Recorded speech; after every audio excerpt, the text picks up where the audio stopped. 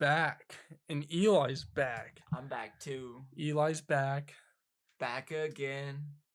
Eli's back. Go tell a friend. Guess who's back? Guess who's back? Guess who's back? Guess who's back? Da-na. Nah. I created a monster because nobody wants Levi no more. They want Eli. He's the top mobster. I'm not a mobster. I don't know. Podster. Podster? Podster. Podster. There we go. Yes, sir. Welcome back to another episode of the Fruitful 3 show, where today I'm joined by Eli, my other brother. From the same mother. Yes. And I am here, and we have a more prepared, well-written script of the catastrophe a couple weeks ago. We are prepared this time. So, yes. You have a script. I have a script. Mm-hmm. We're prepared. Boom, baby. So, yeah, let's, it's about health. It's about, tips to get healthier during the winter, and, something about new road salt.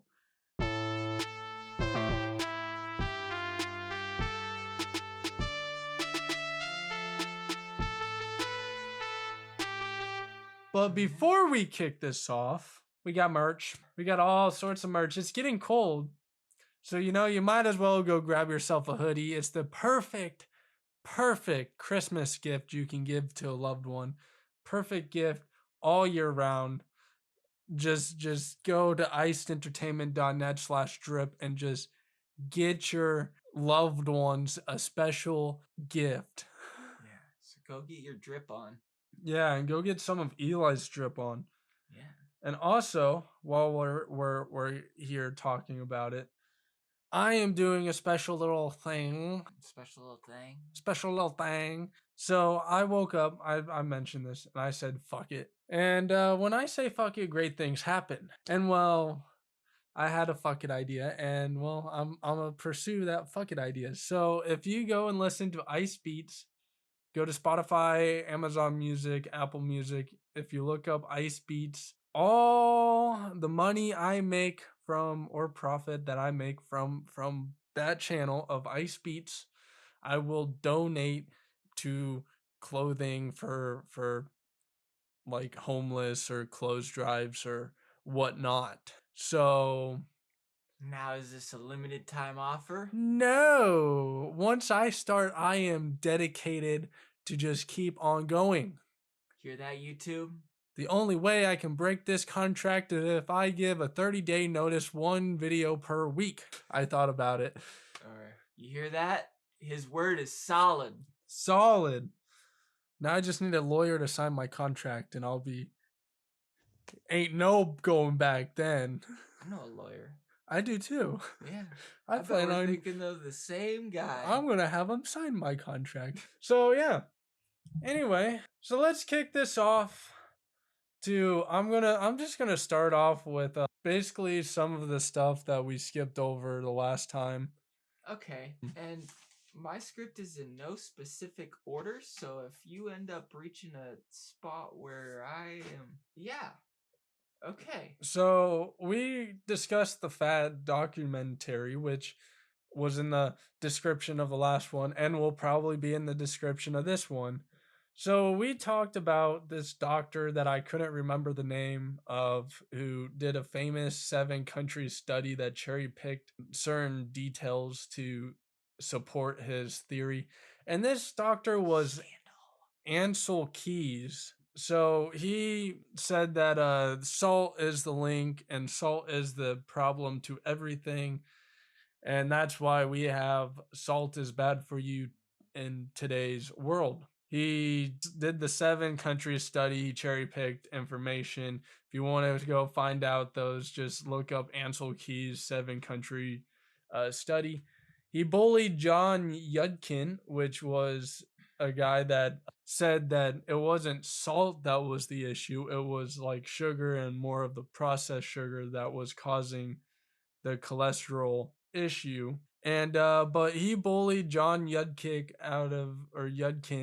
out of the conversation, and then Ansel Keys later went on to become the influencer of the time for the American Heart Association, and the diet heart hypothesis and how it became gospel without proof.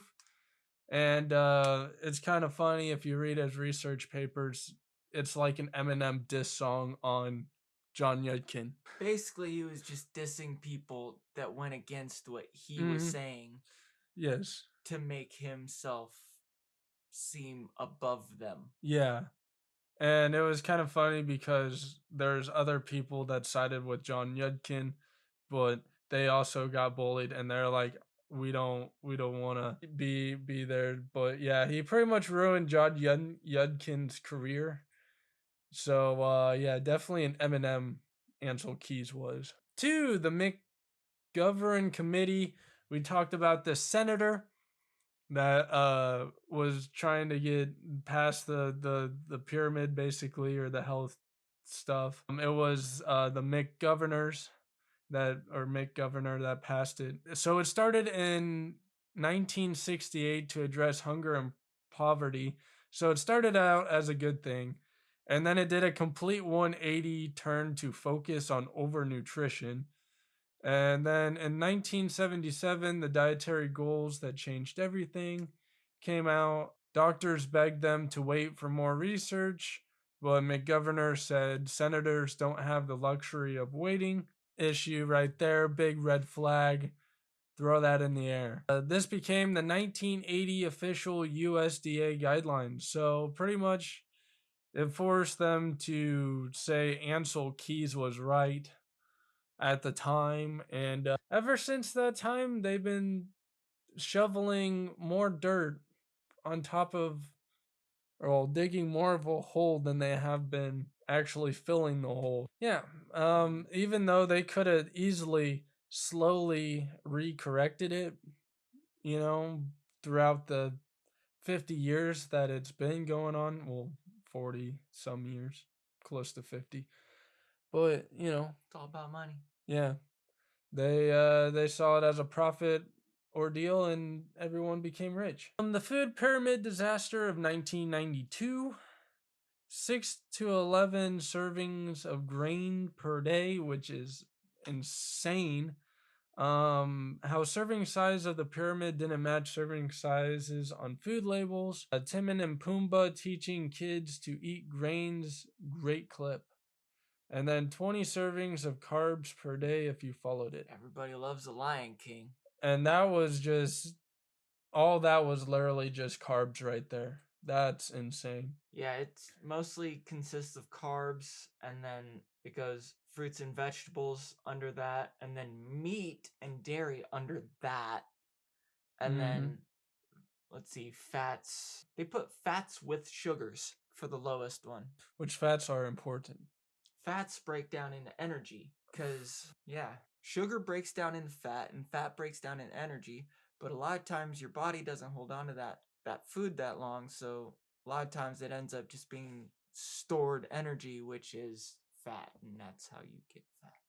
I was listening to 104.1 The Blaze this morning, and they were talking about fasting and 3-day fast, and they were so idiotic about it. They couldn't understand basic human nature. You're flushing your body. Mm-hmm. When you fast, you're making your body go after the stuff that's being stored, Mm-hmm. all the gunk that's built up in your body, instead of the food that's in your stomach and digesting, Mm-hmm. because your body's going to go after that first and the stored stuff second. Mm-hmm. When you fast, it forces your body to go after the stuff that's stored, Mm-hmm. and it cleanses your body of that junk. Mm-hmm. They just couldn't wrap that around their heads. Well, but we were also Americans that were taught that we need to eat everything. See, that probably the Bob and Tom show. Is that Todd and Tyler? Todd and Tyler. In Yeah, the there we morning. go. Yeah. It was I had to change the channel because it was Sometimes that show is just impossible to listen to.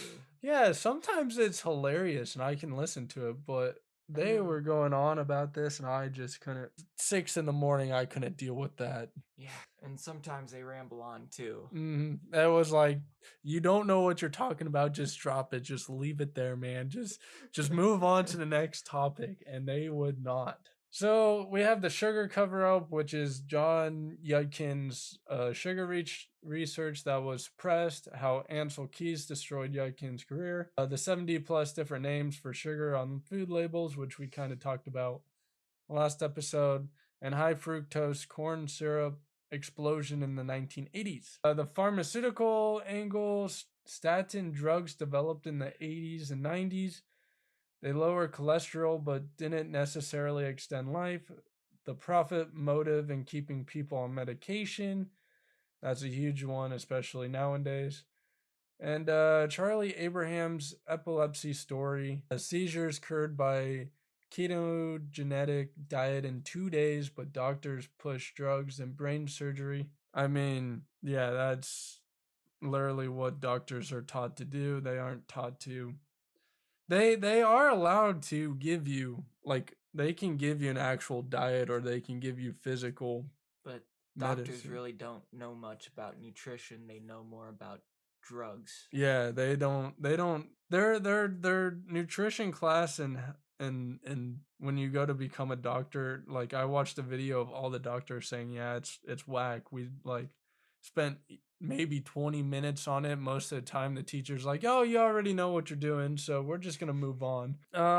Dr. Gary Feddick, the banned doctor, Australian surgeon who started feeling diabetic, yeah, telling diabetic parents to reduce sugar, was literally banned by the medical board by giving dietary advice, even though you can do that legally. Was amputating limbs weekly due to diabetes complications.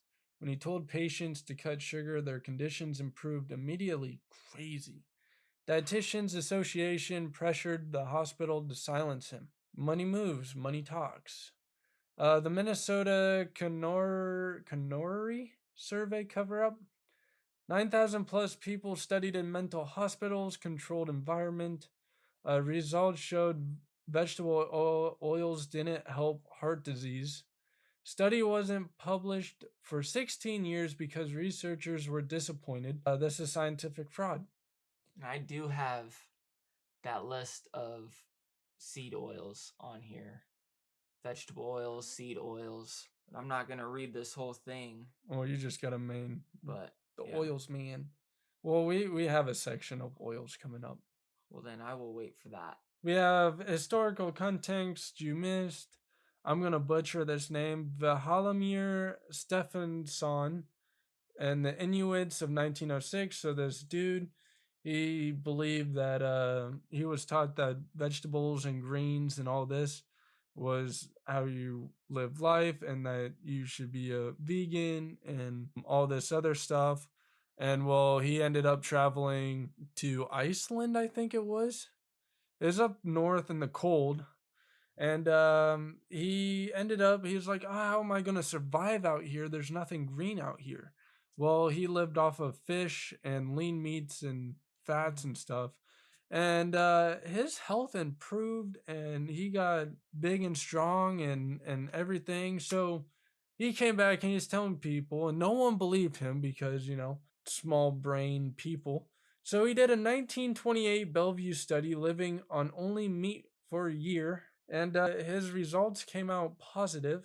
Yeah, wasn't he the one that said that he always felt better after having a salty steak? hmm or something like that. Yeah. Assault, yeah. And then so he did the Bellevue study. Otto Warburg's cancer research in the 1920s and 30s. Sugar feeds cancer. Yeah, that's also true. And then World War II and the Great Depression disrupted nutrition research. I had something on the World War II topic, but I cannot remember because I probably did not write it down. But yeah. Wow. Heck yeah. So the cholesterol myth, your body makes most of its own cholesterol. To eat Cheerios. No, that's to prevent cholesterol. Oh. Oh, I wanted to talk about Kellogg, which I thought was on here. So Kellogg was originally, like the cereal brand. Originally a guy from a certain church. I forget which church he was from, like a Protestant or something like that. And well, he created bran flakes or whatever they were called, Kellogg flakes or whatever, corn flakes. There we go. Because well, he wanted to get rid of young men's horniness. That was his goal. Lower hormones. Yeah. So if you increase the carbs, you'd lower the hormones. You also lower energy and lower. Well, carbs will give you energy, but not the energy that you really need. Yeah. So yeah, there's that too. And yeah. So if you eat more, your body makes less self-regulating. LDL isn't just the best predictor of heart disease, ratios are. Dave Feldman's experiment, ate more fat, lowered his cholesterol. This has been proven true in the last couple years. So, yes, take that with a grain of salt. And I believe that is all. We mentioned the 70 named sugars, so I'm not gonna really go into that. Maltodextrin. Maltodextrin. So we're gonna dive into seed oils versus saturated oils. Well, saturated fats versus unsaturated fats, which is pretty much just seed oils. So you probably have the same list I do Probably. because I got it from the same website as you did. Well, I don't see flaxseed oil on here. Okay, so Okay. we have different oils. I mean, I got the hateful 8 oils. We have canola oil, corn oil, cottonseed oil, soybean oil, sunflower oil, safflower oil, flower oil, grapeseed oil, and rice bran oil. What you got? Well, let's see. A lot of the same ones. You got cottonseed? Yeah, you do. Seed. And corn.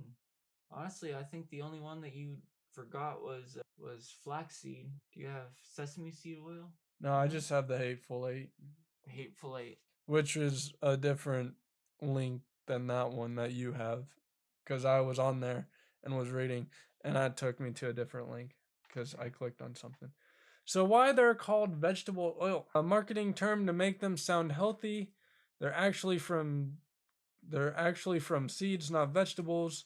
The term vegetable oil was created to hide what they really are. It is just a marketing term like above. Most vegetable oil in stores is actually soybean oil. So read the oil thingies.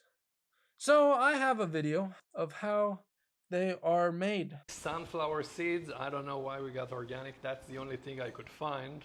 But it's not gonna be so organic when we pour, well, you'll see. Anyway, the first step is to grind these. We want a large surface area. This is the part where we need to add some harsh chemicals. Usually hexane is used. Hexane is a petroleum-based nasty poison. I'm not gonna bring hexane into my house. It's gonna be insane to do it. I'm gonna use 99% isopropyl alcohol. So we left it overnight to filter, and this is everything we yielded. Looks nasty, but I can see some oil. To evaporate it safely, we have a double boiler. So water, Pyrex, and our solution on low heat. We have the vent going in full force, and we have an air filter. Steamed out the alcohol, and we're left with pure seed oil, but we're not done yet. Production, they add bleach to it to improve the color, to remove some unwanted compounds, so let's add some bleach. We only need a tiny bit because we have, well, this much oil. This is the color that we have with the bleach. This is more resembling of seed oils that we used to see on the shelf. Believe it or not, we are not done yet. Now we need to deodorize it, and that means heating it up to 400 degrees for a few hours under vacuum, extreme pressure, steam, all of this to remove any smell of the bleach, of the entire chemical process. Here is a store-bought sunflower oil for comparison, and here is our homemade one. Yes, it really is. Yum. I always love bleach. Tastes so good. Mm-hmm. Drink a glass of it every day. Gotta take care of the health. So good. So good. So, like, I don't think he really went into the chemical preservatives of the BHA, the BHT, and TBHQ added to extend shelf life. And yeah, I think that's all. So yeah, that's thank you GFB for that video, that little insight. So why are seed oils dangerous? Well, let me tell you, they're high in omega 6 fatty acids, The ideal ratio is 1 to 1 or 4 to 1, omega 6 to omega 3. A modern American diet is 20 to 1 or even 50 to 1. Omega 6 in excess promotes inflammation. Inflammation equals heart disease, diabetes, cancer, autoimmune diseases. They also oxidate quicker. Polyunsaturated fats, or PUFAs, are unstable, oxidize easily when exposed to heat, light, or air. Oxidized fats equals free radicals in your body. Free radicals damage cells, DNA, and arteries. Then we have the linoleic acid overload. Seed oils are 50 to 70% linoleic. My goodness, I just said it perfectly. Linoleic acid gets stored in your fat cells for years. Takes 600 to 700 days to clear half of it from your body. While it's stored, it continues to oxidize and cause inflammation. This is why I honestly believe this is where it causes the cancer. Since it takes so long to get out of your body and everything, I think this is the long-term effects of cancer. Trans fats, the high heat processing creates trans fats. Small amounts don't have to be listed on labels. Even cold pressed seed oils can have trans fat if they're refined. And then we have mitochondrial damage. Your mitochondria, or cell powerhouses, can't efficiently burn seed oils, leads to metabolic dysfunction, contributes to obesity and diabetes. So, how does it affect your body now? So, inflammation. So, if you have, Arthritis? There you go, thank you. If you have arthritis, you're going to have arthritis problems. Chronic inflammation is the root to most diseases. Seed oils promote inflammatory cytokines. I think that's how you say it. Creates a pro-inflammatory state in your entire body. It also creates heart disease. Despite being heart healthy, seed oils oxidize LDL cholesterol. If you don't understand that, oxidized LDL is what actually clogs arteries, not just LDL itself. Increases risk of atherosclerosis. Big science words that I do not know how to pronounce. It also causes obesity. What? No way. Because it disrupts leptin signaling, which is your hunger hormone, which makes you overeat without realizing it, and damages your metabolism. Can also cause cancer. The oxidative stress damages DNA, promotes tumor growth. Studies show high omega 6 intake linked to cancer. They can always tell us what causes cancer, but they can never cure cancer. I don't think they want to. Yeah, they're making tons of money off of it. Why cure it when you're making millions treating it? Yeah. So autoimmune diseases increases intestinal permeability, leaky gut, triggers immune system dysfunction, and brain health. Your brain is 60% fat. Seed oils cross a blood-brain barrier, linked to depression, anxiety, cognitive decline, the whole 9 yards. So, Sweden has introduced a new eco-friendly road salt made from a beet and maize starch mixture designed to prevent corrosion. This alternative has a reduced sodium content and is less corrosive to vehicles and infrastructures. It also leads to less chemical runoff, protecting against corrosion of concrete, wood, and metal structures. Additionally, the new road salt is safer for wildlife, providing hydration and energy for animals that may ingest it. The beet juice in the mixture provides visibility against the snow, making roads safer for all users. Now, the traditional road salt is sodium chloride, same chemical compound as table salt. but the two are quite different in purity, grain size, and additives. Road salt is typically a corrosier, less refined rock salt that contains more impurities, giving it a gray or brown color, and may include non-food safe additives like ferric ferrocide, fancy science word, which is not as safe. Yeah, don't eat it. Even though it's basically table salt, don't eat it. Don't eat it. In contrast, table salt is highly purified, refinedly grounded, and often fortified with iodine and anti-caking agents for safe consumption. Anti-caking agents aren't always safe for consumption, but according to my sources, this one that is in table salt is. That's basically the like baking soda Baking. Okay, baking soda, I mean, ain't as a bad. caking agent. While road salt's larger crystals have its effective for de-icing roads, table salt is designed for seasoning food and is not suitable for use as a de-icer. Even though I'm pretty sure if you dumped a little bit of table salt on your sidewalk, it would. Yeah, I see TikToks and reels of people out there just dumping it on their steps in front of their door. I mean, it would work. It'd probably just freeze back up after a while, and you'd have more of an icy. Because with road salt, they make it bigger crystals, so then it takes longer to break down.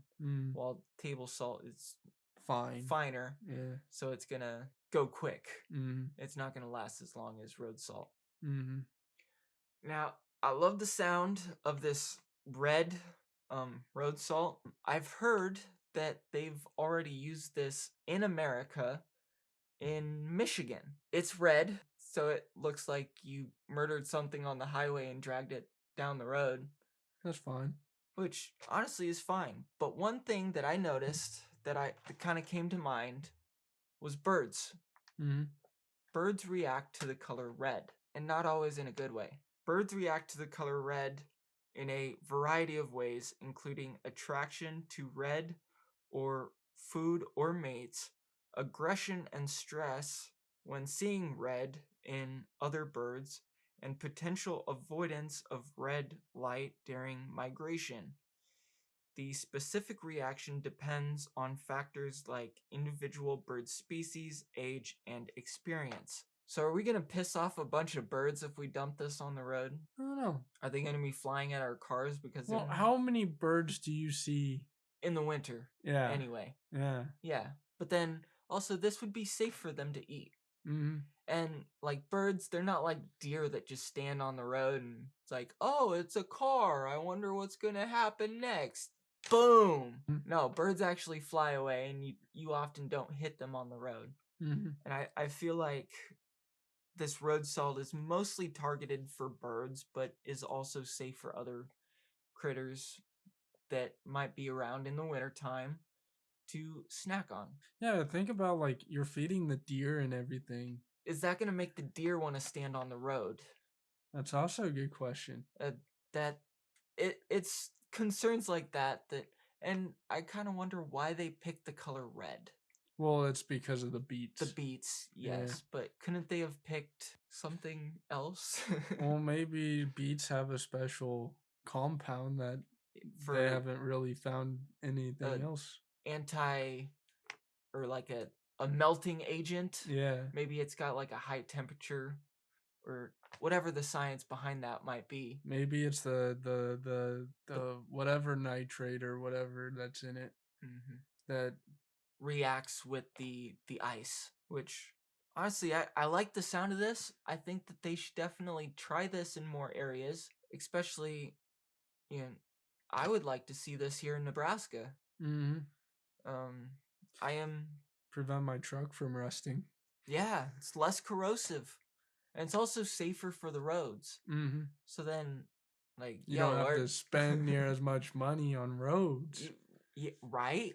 Nebraska could actually have good roads for once. Exactly. Come on, Nebraska. Nebraska could finally have some decent roads. Yeah, come on, Nebraska. Step up your game.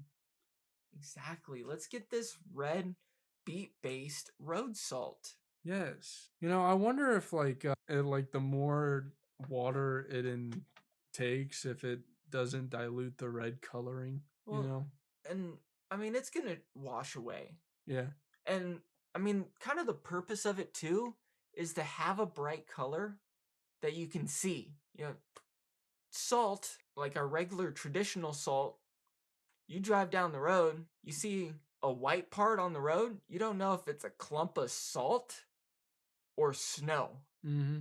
If it's packed snow, it's gonna be slick. If it's salt, you're good, but you don't know. So, Yeah. am I gonna be sliding or am I safe? Mm-hmm. With this red, it's not gonna be ice. So, as long as the road is red, you're good. Mm-hmm. It's a bright color that sticks out. You're gonna see it easy. Boom. Boom. Boom. Mic drop. In your face. Yee yee. Yee yee. Yeah, buddy. Yeah. Let us know in the comments below. What do you think of this new? Are you concerned about pissing off birds? Are you gonna be freaked out if you see a red streaked road? I've been told, looks kind of like a murder scene. That's like fine. You hit a deer and it just caught onto the bottom of your truck and you dragged it down the road. It's fine. But I mean, it's not blood. It's an decrosive. It's a safe road salt. Yes. That's safe for plants, animals, roads, vehicles. Mm-hmm. It's easy to see on the road. I want to see more of this out there. I want to drive through some beet juice. I want to drive through some beet juice too. Yes. So let us know. And if you have a strong opinion about something, then let us know that. And just let us know what you think. Yeah. Yeah. Should America invest in this? Obviously. I think so. I think it's worth a try at least. I think it's going to save tons of money, I think it's going to save people's vehicles and save roads. Mm-hmm. And if it's going to be safer for animals to eat, I don't know if it's going to attract animals onto the road. That's honestly my only concern about it. It's all trial and error. It really is. The more people invest in it, the cheaper it's going to become to make. And yeah. Kada bing, bada boom, right there. Boom. Boom. Boom, baby. So, yeah, shall we move on to other tips for keeping safe in the winter? Yeah, eat less sugar. Eat less sugar. That's as far as I went. Well, now, I got a little bit deeper. Not just only did I have 2 paragraphs about health, I also have a paragraph about road safety. Wow. So, why not we follow that up with a nice transition into road safety? After talking about road salt? What? That would only make sense, right? That's crazy. Crazy. That's insane. So, yeah, let me read this paragraph I have. I'll let you read all you want. It's a paragraph. It's a long paragraph, but it's one paragraph. Staying safe on winter roads starts with preparing your vehicle by checking tire tread, using winter-grade washer fluid, and ensuring your battery, brakes, and wipers are in good condition.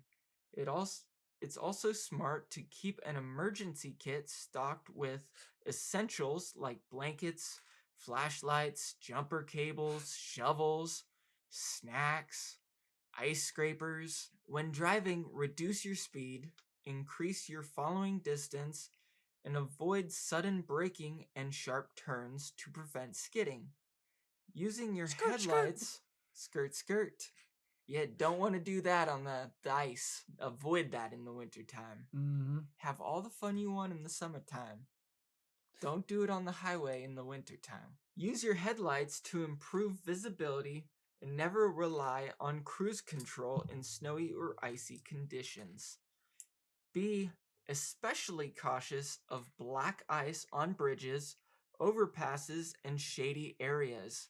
And always clear all snow off your vehicle before heading out. Now, I had to look into that because I was like, okay, why? Well, if you got someone behind you, the snow could come off the hood of your car and hit them and blind them and put them in the ditch. So you got to look out for your fellow followers on the road too. Finally, check weather and road conditions ahead of time and consider delaying travel in conditions are severe to ensure the safety possible trip. I don't know why I did that. Little shimmy. Talking about all this winter is making you chilly. It's making me cold, man. I'm cold. I don't like winter time. I like it when I can just get up out of bed, walk outside, and boom. Boom, baby. Boom. I'm going to fill you in on a little bit of history about the food pyramid. The U.S. Department of Agriculture, USDA, introduced a food guide pyramid in 1992 as a visual guide for food health. Yeah, healthy eating. Yeah. Food. Yeah. Eat food. Yeah. Healthy food. This pyramid advised people to consume more bread and less meat and dairy. It was replaced in 2011 by My Plate, which honestly, if I got a picture of that too. And Eli created his own pyramid. I did. I don't have that though. And My Plate was mostly vegetables, and then grains was still number 2 on that list. And then dairy, and then protein and fruits was the bottom, along with like dairy. Dairy was, I guess, the bottom. Don't the know least. why. Yeah. I mean, I can see why, because it's now pasteurized, which you don't get near as much of the minerals as you should. So was our school just smarter then? Because they always encouraged us to drink milk. Yeah, when All we were in through- school, we had that Got Milk campaign. Yeah, and we drank a bunch of milk. In fact, we had break times where we had milk. Which was probably just a I think is a scandal of itself that I've watched in a documentary. I mean, it's not bad though. No. Dairy's good for you. It's good for the bones. And Well, that's if you have like actual raw milk. But all the lactose intolerant and everything comes from yeah. the pasteurized. You got to remember that's real milk too, not this stuff that they call milk that comes from almonds or bananas or whatever else. Mm-hmm. That's just like nut juice. It really is. With the other stuff put into it afterwards, when this is all natural and real. But then also, I think we talked about that, which is also My Plate, but that's just more of like it's the pyramid form, but it's more, it was more talking about balancing everything out. Mm-hmm. It was the picture of the person walking up the staircase of the pyramid with all the food charts underneath. Yeah. And it like gave you like certain ratios of said. Oh, that. It's only because of my light that you are getting blinded. But yes, that. The My Plate pyramid. Yeah. And then there is the traditional My Plate chart. Which we had all these charts hanging in our school. All over the cafeteria. All over. Then there's the traditional 1992 food pyramid where bread is... Which is whack. Yeah. Insane. That's a lot of carbs, man. Carbs take forever. And that's why they had us eat carbs for cross country. Was because carbs take forever to break down. Well, so what you got to do is you got to heat up the carbs, and then you got to cool off the carbs, and then you got to heat up the carbs again. Well, and then it also takes like 24 hours for carbs to break down into energy. So you don't get that energy until like the next day. So you got to load up on carbs and then do like a crazy insane workout the next day to burn those. A day later. Crazy. Insane, bro. stupid. It really is. When you could probably just eat like an apple and some protein like an hour or so before you run, and it would have the same effect. Mm-hmm. Mm-hmm. But I mean, how fun is it to order a large pizza, eat that whole thing? Feel like sick and grossed out, and then Honestly, yeah. It's like standing at the starting line and just feeling sluggish mm, and just tired and weak at the starting line to a race. Like, it's not until you get a mile down the road. yeah, your body warms up, and it's like, hey, I should start breaking down everything that we broke down. Well, that we ate yesterday. Yeah. I think that it's like in high school, I always felt like that. I felt like crap at the starting line, Mm-hmm. but I felt amazing afterwards. And Mm-hmm. that's after I burned everything. But I mean, it is fun eating an entire large pizza to yourself. Yes. It's fun, but I mean, the aftershock is lousy. So I have holidays stacked on top of holidays stacked on top of holidays. Well, we have a candy holiday, a pie holiday, another sugar holiday, and then an alcohol holiday. Can Sugar. can you figure that all out? Well, Halloween is high fructose corn syrup. Well, that's a candy holiday. Valentine's Day is also high fructose corn syrup. Is it really? Chocolate. Oh, yeah. Yeah, but we didn't get that far. Okay. See, it's a candy holiday for Halloween, and then a pie holiday meaning Thanksgiving, and then another sugar holiday meaning Christmas, and then an alcohol holiday meaning New Year's. Oh yeah. All within a course of a month and a week. You think about it. Well, 2 months. October, November, December. 3 months. And then also, yeah, Christmas and New Year's. That's like a week. But then also think about all the junk you eat building up to Christmas. Because you got to get in that Christmas vibes, you know. Oh yeah. So all yeah, that sweetness.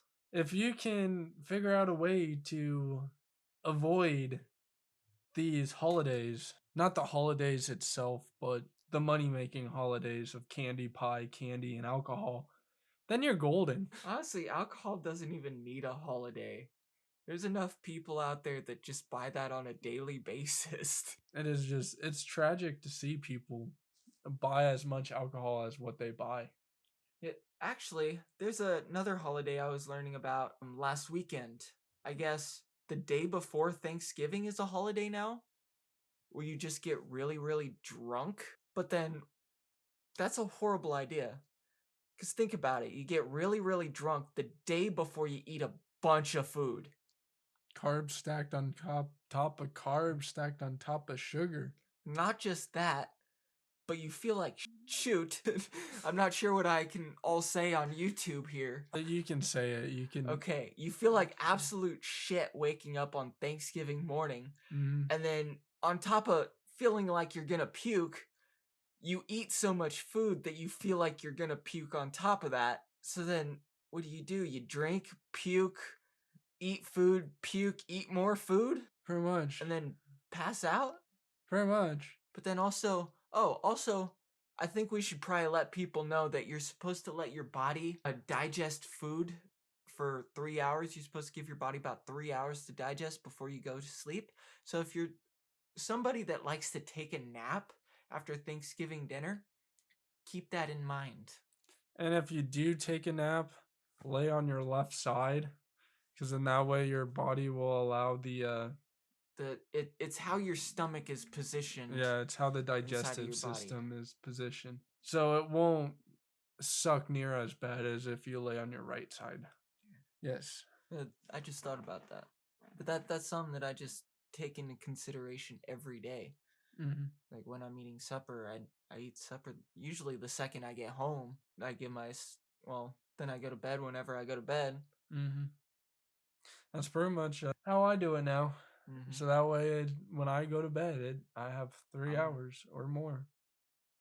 Usually like 4 or 5 for me. Go to bed late. And there's times if like I pig out Mm-hmm. and I wait 3 hours, I still feel like I shouldn't be laying down in bed. Mm-hmm. It's like, and obviously the more you eat, the longer it's going to take your body to digest all that. So like if you eat a whole pizza, your body's still going to be like working at that Mm-hmm. 4 hours later. Or I know if I go to the Chinese buffet Mm-hmm. and I pig out there, I'm not eating the rest of the day. So, and if I go to the Chinese place, I'm eating at like noon, all afternoon. I'm not eating because I'm full Mm-hmm. all afternoon, and it's a lot of food. Lots of food. Lots of food, man. So I realized that we forgot to cover like what oils you should cook with. That's on the website that I don't have on my computer. Well, saved on my computer. So if you want to pull that up and look at, bam, baby. And then I also have something about white blood cells whenever we get to that. Which I mean, we could probably talk about that like right after, because if you don't know, depending on which oils you cook with will increase your white blood cells. Different oils. Oh, okay, you're talking about white blood cells. I was going to say different oils react to heat differently. Yes. So, some oils are good to cook in a pan with, while some oils are better for boiling. So, I mean, like, we talked about polysaturated fats, which is, well, polyunsaturated fats, my bad. So, pretty much, if you want a simple way to remember this, is if you see unsaturated fats, it typically means unstable. But there is a difference between polyunsaturated fats, which are your worst fats, and monounsaturated fats, which are your olive oils and avocado oils and palm oils and whatever. Yeah, now palm oils is one of those where it's technically, well, it is a seed oil. Well, yeah, it depends on the refining process, and like they don't have near as much like packaging things. It's kind of like, well, it's the same with olive oil too. You know, if, like with olive oil, you either do very, very light cooking with it or you do salads. Like you just leave it as a salad oil. Avocado oil, same thing. Palm oil, same thing.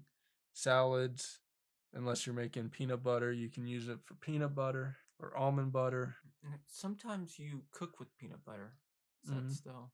No, see, that's it's the tricky part. It's where it gets complicated. They also how you can identify what is unsaturated and what is saturated is the you just look at it. If one's liquid, it's unsaturated. If one's solid, like coconut oil or tallow or lard or butter, that's saturated. So there you go. Coconut oil is solid. Yeah, you didn't know that? Lard. Yeah. I didn't know that.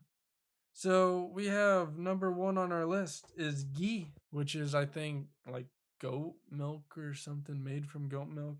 It has something to do with like butter or anything or something like Which that. I mean, you can cook with butter too. That's a safe Mhm. option. Yes, but you want to cook with this is for like higher temps. Ghee is for higher temps. Okay. Butter is like you pretty much cook eggs or you bake lightly with it. So ghee is 450 degrees Fahrenheit. Tallow has a what is I can't even think smoke point of 400 degrees Fahrenheit.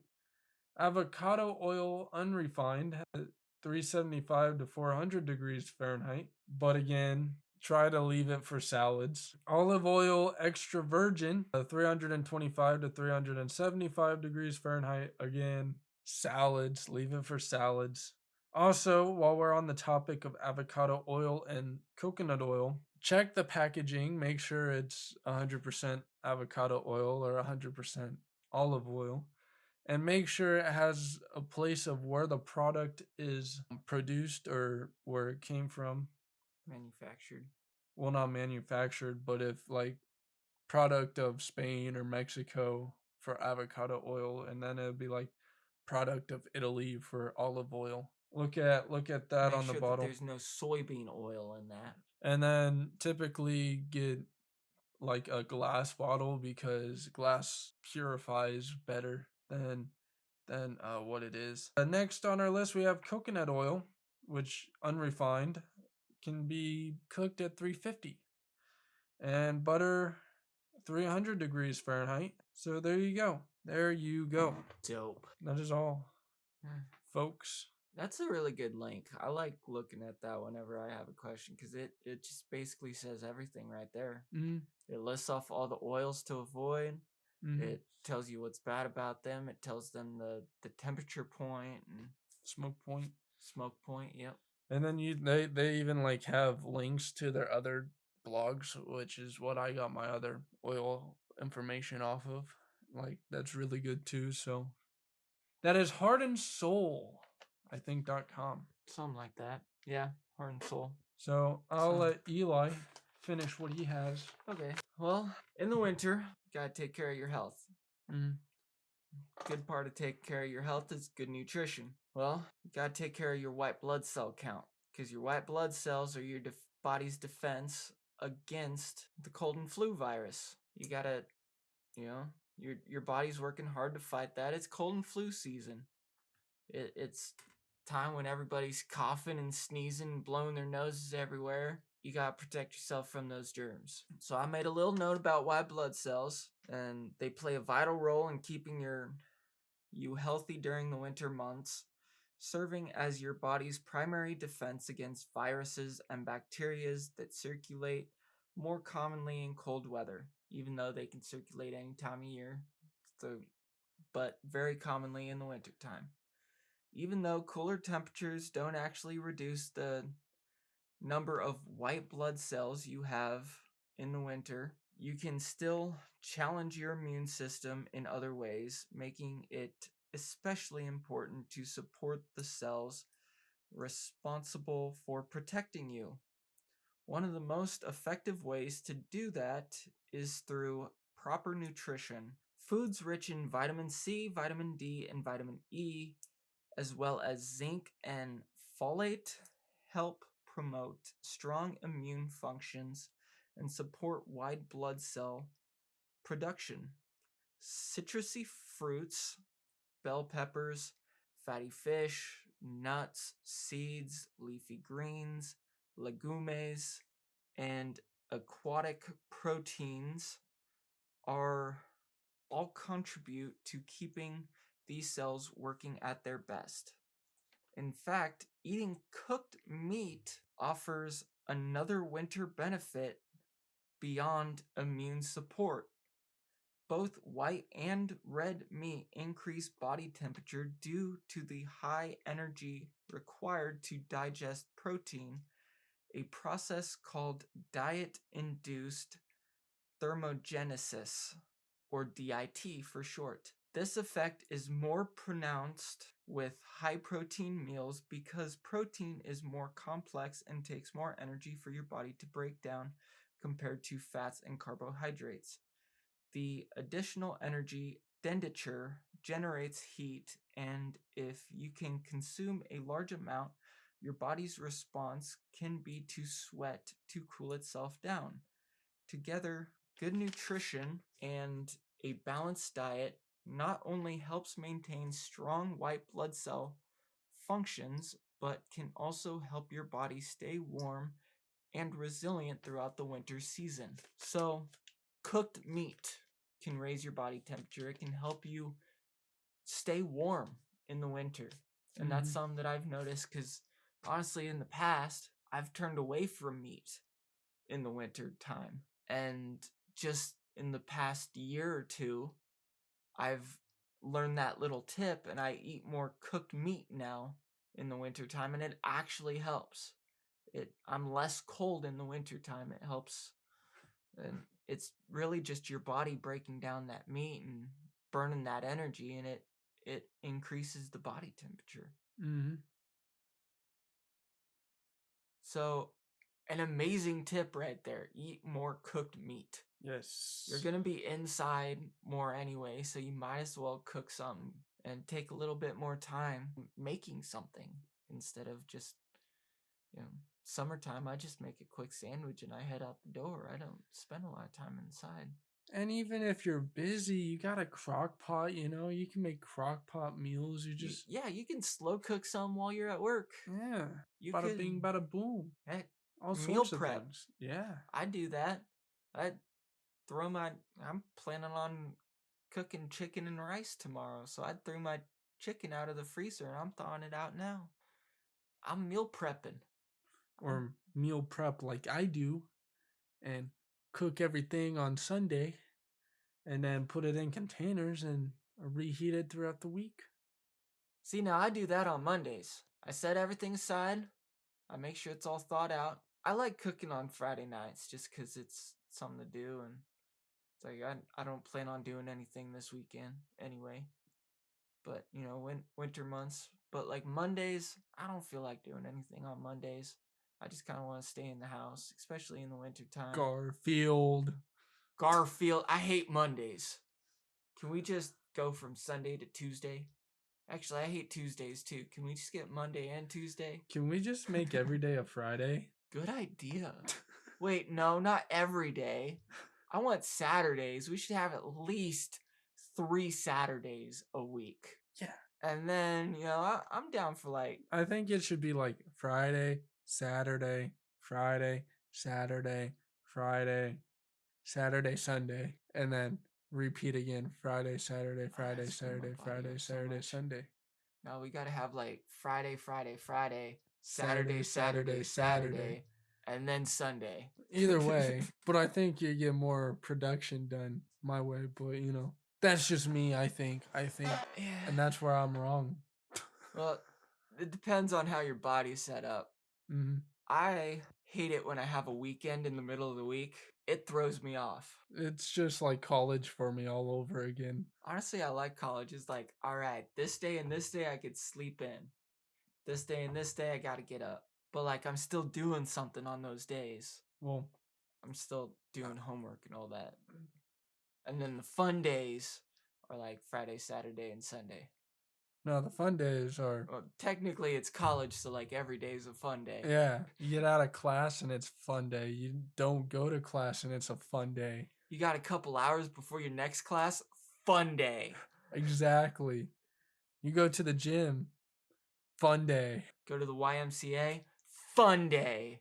You shoot hoops, fun day. Rock climb, fun day. You go whip kitties in the parking lot, fun day. You jump parking lots, fun day. Yes, sir. Make sure no one's coming both ways. You see campus security, just step on it. Yes, sir. They can't follow you off campus. Just drive off campus. Go to Walmart for an hour. Instead of taking the right way around a roundabout, go the opposite way around the roundabout. Drive through the roundabout. You can't do that anymore. Oh, they put something there now? Yeah, there's stones and benches and they probably got tired of people driving through it. Yeah, so now you have to go the wrong way. Fine by me. Yeah, that works. Yeah, heck, you know what? If you take a wrong turn, just whip a U-ey. Don't go around the whole roundabout. Just whip a U-ey right there. Make a left turn on a roundabout. Yeah. Yeah. College is fun. We have anything else to add to our episode? Because we really got off topic there. Yeah, we did. Well, hey, you're not having another episode until after Thanksgiving, are you?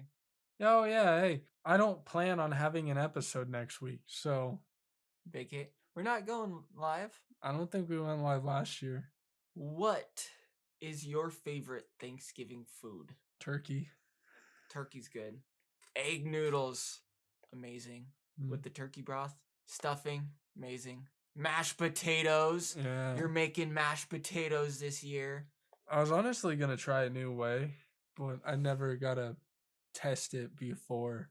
Well, don't test it at Thanksgiving. I know, I'm not going to. I've been waiting months for mashed potatoes, and if you screw them up, I'm going to be mad. And I'm going to be very disappointed and upset and sad and probably crying if the mashed potatoes don't taste absolutely baller. All right, okay. I won't change nothing. All right. What are you thankful for? You. Aw, thank you. Don't set me up like that. I'd say the same about you.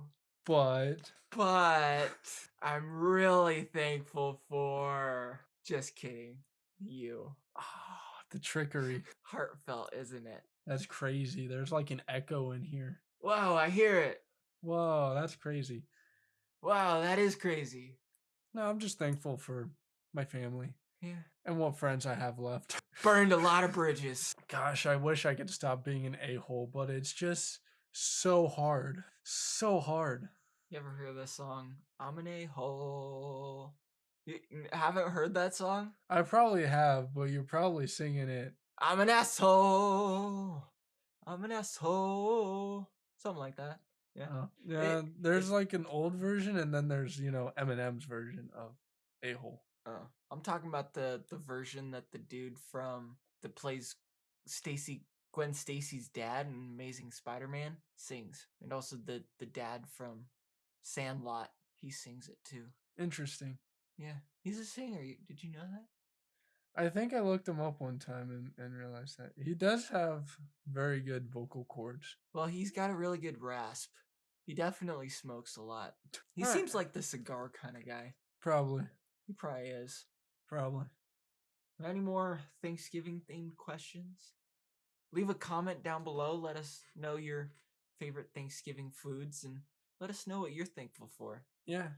Honestly, I'm thankful for so much. I got, family and friends, and I got a roof over my head, and Got God on my side. got God looking after me. It's like, wow, Devil in the corner crying.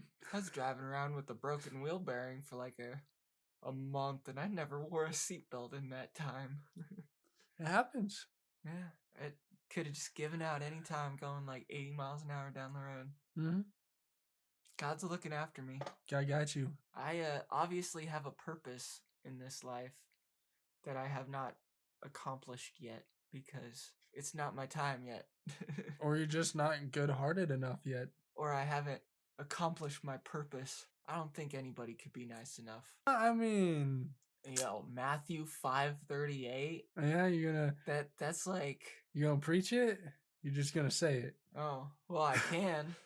Oh, you got it But memorized? off the top of my head, if someone sues you for all the money you have, just give it to them. Don't even deal with the lawsuit. Just give it to them. Someone wants to steal your coat from you, give them your shirt too. They obviously need it more than you do. Well, you kind of had close to the proximity. But I mean, I'm not word for word, but that's what it is. I'm talking verses. So this is the New King James. Okay. Yeah. 38 is... Where's 38? I just Read had beyond there. Like it starts at Matthew 5:38. Yes, you have heard that it is said, an eye for an eye and a tooth for a tooth. But I tell you not to resist an evil person, but whoever slaps you on the right cheek, turn the other to him Oh, yeah. also. That was the other thing. If someone hits you, let them hit you again. Actually, Don't fight back. back in the day, it was a sign of disrespect. So if someone slapped you and you turn your other cheek, well, they'd have to, because, like overseas, Hit me again. you would shake your hand, I think, with your left, or no, they'd wipe with their left and shake with their right, and they would slap with your right. And if you turn the other cheek, well, then they'd have to go back way, and that was a sign of disgrace. So it was a really cold response. But anyway, if anyone wants to sue you and take away your tunic, let him have your cloak also. And whoever Coat and shirt. Yes. And whoever compels you to go 1 mile, go with him 2. Give to him who asks you, and from him who wants to borrow from you, do not turn away. Some about that one verse. If someone asks you to go 1 mile, go with them 2. Back then, it was actually Roman law. If a Roman soldier wanted you to carry their stuff, you had to drop your stuff, your belongings, pick up the Roman soldier's gear, and carry that for as long as they wanted you to carry it, and leave your stuff there. So if they wanted you to go 1 mile, you'd carry that stuff 1 mile, and then you'd have to go back and pick up your stuff and then continue on your path. But basically what they're saying is, like, hey, if they tell you to go 1 mile, go 2. Offer to go that 2nd mile. But then also that relates to today's world. If someone asks for your help, whether they're being a dick about it or not, help them out. And then, even if they're being a dick about it, offer them more help than what they're asking for. Bam. Boom. Bam. Diggity. Diggity dog. All right, yeah, we really got off track. But I mean that I'm always down for some scripture. Scripture. Yeah. But I think that's everything. We covered everything, and So I'm gonna roll out with an intro of go check out this merch, dog. And thank you for joining us. You've probably learned what you already knew and maybe some new stuff. But well, this was kind of part 2 of the last yeah, this was to correct podcast. our errors. Since we were so unprepared last time. Yeah, to be prepared. Wow. That's crazy. Anyway, yeah, go check out iceentertainment.net/drip. Go get your merch. And thank you for joining us on this epic, well-structured script that's not at all spaghettied around. Peace. Peace, love, happiness, and unity. That's all this world really needs.